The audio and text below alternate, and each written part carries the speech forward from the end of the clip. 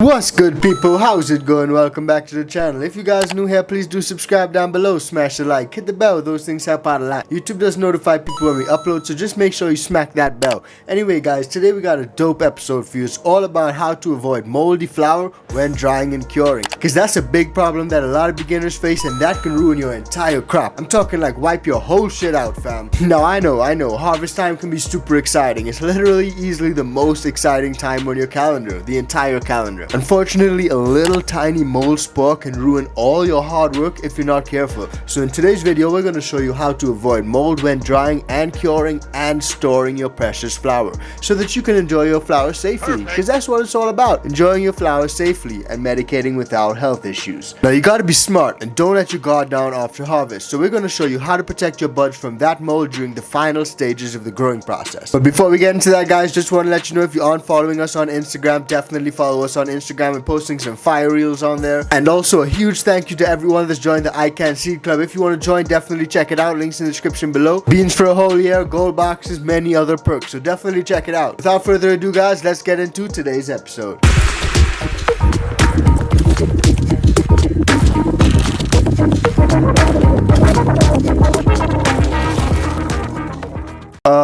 You gonna smoke that? You know it's got mold, right? Bruh.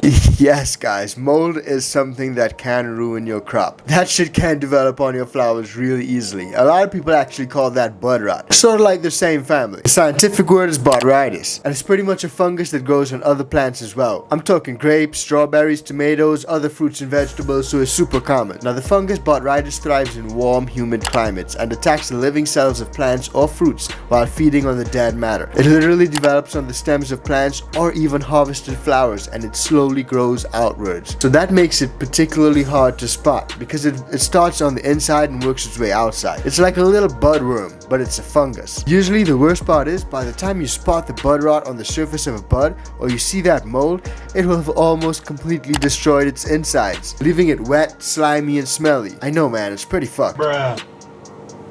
Sounds horrific. If your skin is crawling, it definitely should be, because your hard work just went straight down the drain. Now all that said, we need to figure out how to prevent mold after harvest, because mold is what causes all this anyway. In the grow room, the principles of preventing mold are maintaining optimal temperature and relative humidity. Those two things are huge. And don't forget the proper air circulation. That's another big one. After you harvest your plants, those principles still apply. They don't go out the window. You still need to maintain optimal temperature, relative humidity, and have proper air circulation.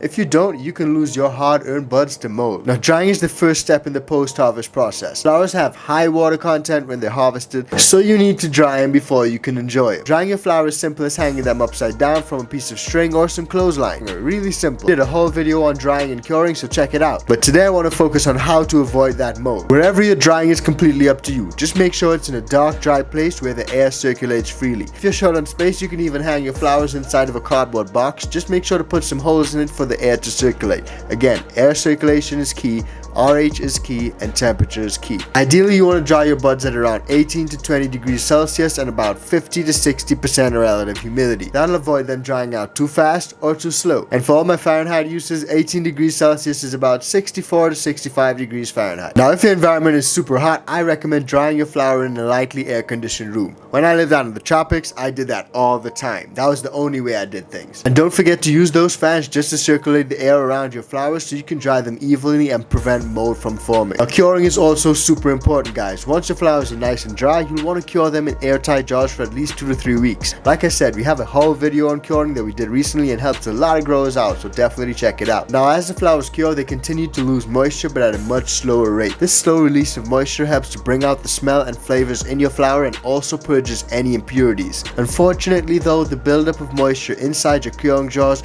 can also create the perfect environment for mold to form. That's why you always gotta burp them. Get that old air out and get some new air in. But trimming is also important. Trim like a pro and keep things clean. Okay, maybe not trim like a pro, but just try to trim as best as you can. Before you cure your flowers, you gotta make sure that they've been trimmed to perfection, or at least as best as you can.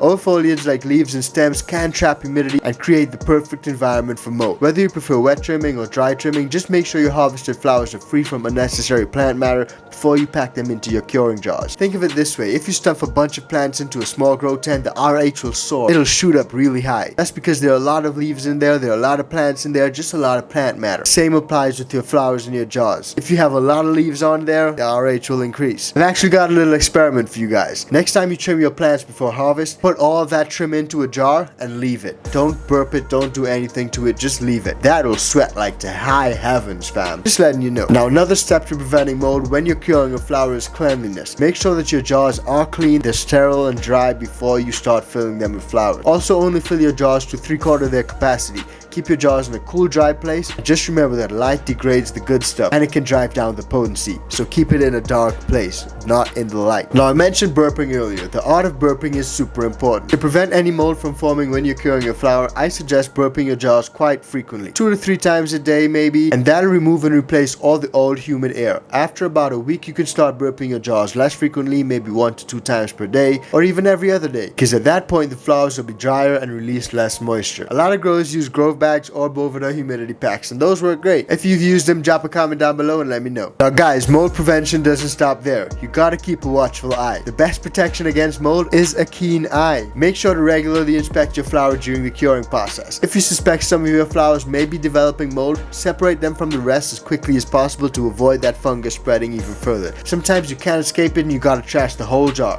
Now, storage is super important. Once you've cured your flower for at least 2 to 3 weeks, personally I like to go for a few months, but up to you if you can't keep your hands out the cookie jar, like, I don't know. But once you've cured it for a good amount of time, you can start to enjoy your flower. But if you're not enjoying it right away and you're leaving it to cure for a little longer, just make sure to maintain that humidity inside the jars. Keep it at that optimal level. Now, if you got flower that you're storing for a really long time and you're really worried about that mold, humidity packs are small and simple tools that pull in moisture from the surrounding environment. They're really great, and when the moisture level starts to climb, they'll absorb water particles that would otherwise serve as a breeding ground for mold. You know what they say? Perfect.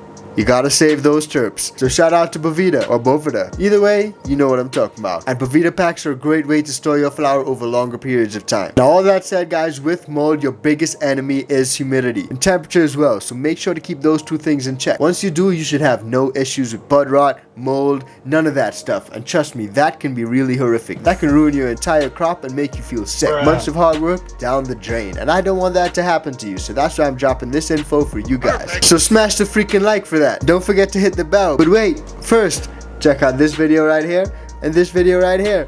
And we'll see you on the next one. Peace, fam.